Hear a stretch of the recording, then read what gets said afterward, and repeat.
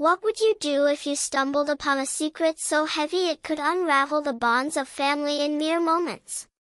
That was the question I faced on a quiet Saturday afternoon, one that started with nothing more than a quick errand and ended with a truth I could never unlearn. My name is Emily, and I've always prided myself on being the reliable one in our family. My brother, Tom, and his wife, Clara, had been married for 3 years, their love a quiet, steady flame that seemed unshakable. Clara was the kind of person who lit up a room warm, witty, and always ready with a smile that made you feel like you were in on some private joke.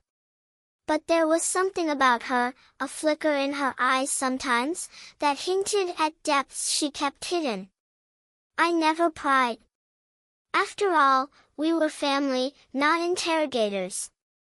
That day, Tom had asked me to swing by their house to drop off some documents he needed for work. Clara was home, he said, and I could just leave the papers on the kitchen counter. I pulled into their driveway, the autumn leaves crunching under my tires, and let myself in with the spare key. Clara was in the living room, curled up on the couch with a book, her auburn hair catching the afternoon light. "Hey, Clara!" I called out, waving the folder.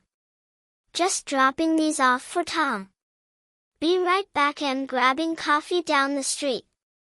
Want anything?" She looked up, her smile as warm as ever. "I'm good, Emily. Thanks for playing courier. See you in a bit?" 5 minutes, tops, I promised, already halfway out the door. The coffee shop was busier than I expected, but I was back in under 10 minutes, a steaming latte in hand. The house was quiet when I stepped inside, the kind of stillness that feels like it's holding its breath. I set the folder on the counter and called out for Clara, but there was no answer. Curious, I wandered into the living room. Her book lay open on the couch, but she wasn't there. A faint sound, soft, like a muffled sob, came from the hallway. "Clara?" I called again, my voice softer now, uncertain. I followed the sound to the guest bedroom, the door slightly ajar. I pushed it open and froze. Clara sat on the floor, her back against the bed, her face buried in her hands. Scattered around her were dozens of photographs, old Polaroids, and printed snapshots, some creased and worn. A small wooden box lay open beside her, its contents spilled out like a confession. She hadn't heard me come in, and for a moment, I stood there, caught between retreating and speaking. But then she looked up, her eyes red and raw, and the words tumbled out before I could stop them. "Clara, what's wrong?"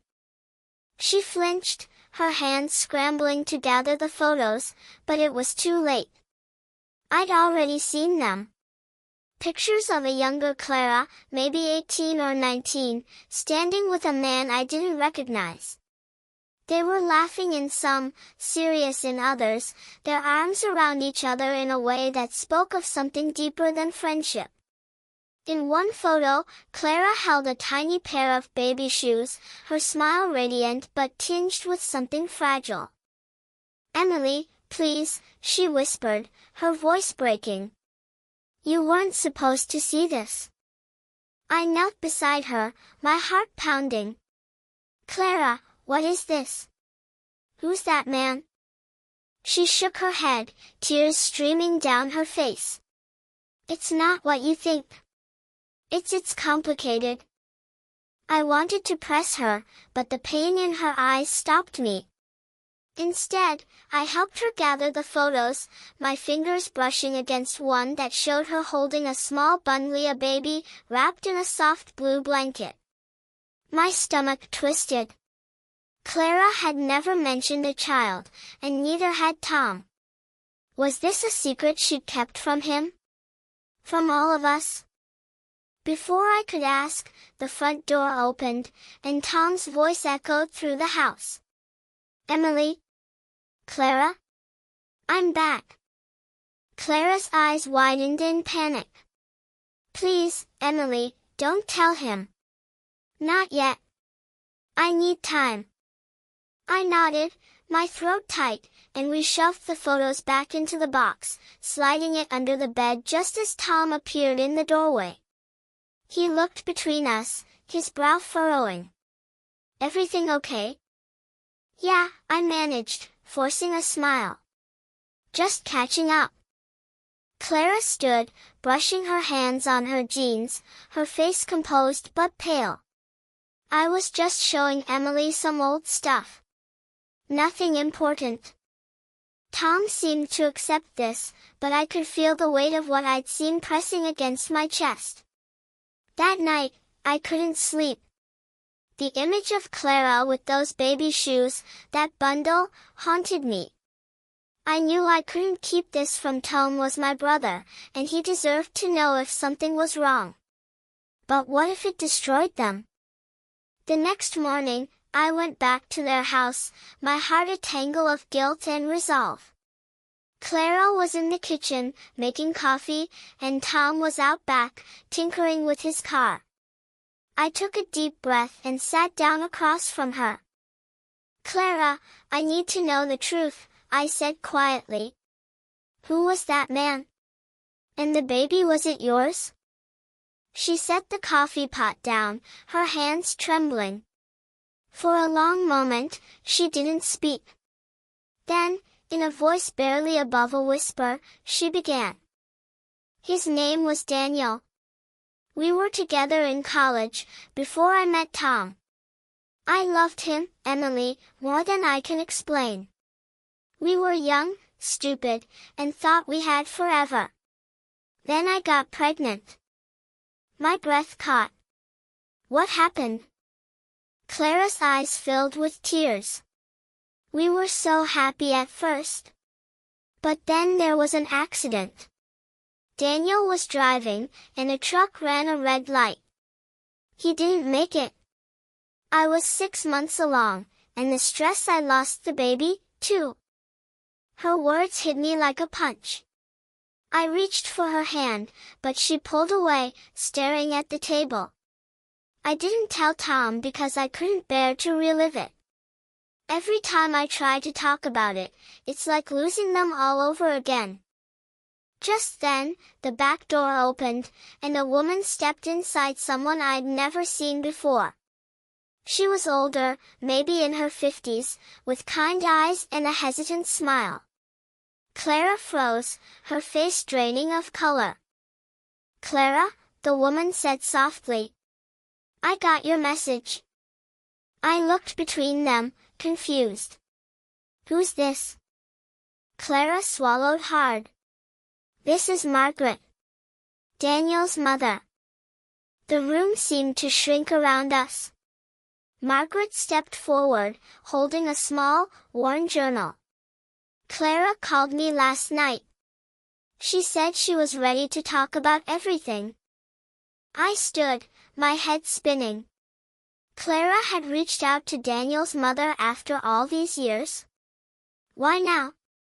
Margaret sat down, and as she opened the journal, I saw pages filled with letters Clara had written but never sent, pouring out her grief, her love, her guilt. I kept them hidden, Clara said, her voice trembling. But yesterday, when you saw the photos, I realized I couldn't keep running from it. I needed to face it, for Tom, for myself. Tom walked in then, wiping his hands on a rag, oblivious to the tension. Hey, what's going on? I couldn't hold it in any longer. Tom, we need to talk. Clara's been carrying something heavy, and it's time you knew. Clara's eyes met mine, a mix of fear and gratitude. I took a deep breath and told him everything about Daniel, the baby, the accident, and the pain Clara had buried for years. Margaret added her own memories, her voice soft but steady, filling in the gaps with love and loss. Tom listened, his face unreadable at first. When we finished, he sat down, silent for a long moment. Then he reached for Clara's hand. "Why didn't you tell me?" he asked, his voice thick with emotion. "I was afraid," she whispered. "Afraid you'd think I was broken." Tom pulled her into his arms, his eyes glistening. "You're not broken, Clara. You're my wife, and I love you. We'll carry this together." Margaret stayed for hours, sharing stories of Daniel, helping Clara find a piece of peace she'd lost long ago. As I watched them, I realized that sometimes, secrets aren't meant to destroy but to lead us to truth-to healing. I'd left Clara alone for 5 minutes, and in that brief moment, I'd stumbled into a story that reminded me how fragile, and how resilient, love can be.